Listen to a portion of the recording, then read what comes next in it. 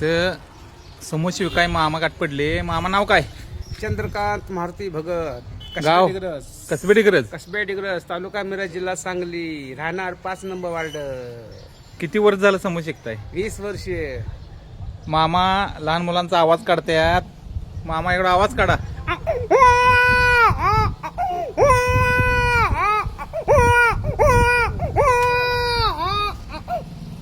आपल्या कलेतून समोसे विकायचे ते काम करतात. अगदी प्रामाणिकपणे ते समोसे विकतात.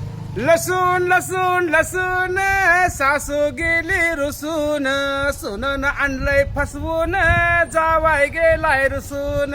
कशाला आणलं फसवून, घ्या की मग बसून, समोसा खावा हसून, घरात न बसा रुसून.